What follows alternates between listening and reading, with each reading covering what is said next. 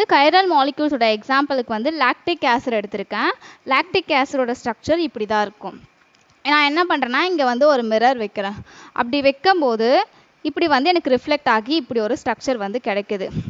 நான் ஆல்ரெடி என்ன சொல்லியிருந்தேன், கைரல் மாலிக்யூல்ஸ்னால் அதோட மிரர் இமேஜ் எப்படி இருக்கும்னா நான் சூப்பர் இம்போசிபிளாக இருக்கும். இதே ஏகைரல் மாலிக்யூல்ஸோட மிரர் இமேஜ் எப்படி இருக்கும், சூப்பர் இம்போசிபிளாக இருக்கும் அப்படின்னு சொல்லியிருந்தேன் இல்லையா.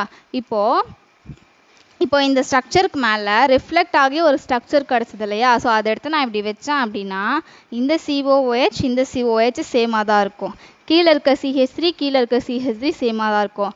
ஆனால் இந்த காம்பவுண்ட் எடுத்து அப்படியே வைக்கும்போது இங்கே என்ன இருக்குது, லெஃப்ட் ஹேண்ட் சைடில் OH குரூப் இருக்குது. அதே வந்து ஒரிஜினல் ஸ்ட்ரக்சரில் பார்த்தோம் அப்படின்னா இந்த இடத்துல அதாவது ரைட் ஹேண்ட் சைடில் OH குரூப் இருக்குது. ஸோ இந்த மாதிரி டிஃப்ரெண்ட் சைடில் இருக்கிறதுனால இதை என்ன சொல்லுவோம் அப்படின்னா நான் சூப்பர் இம்போசிபிள்.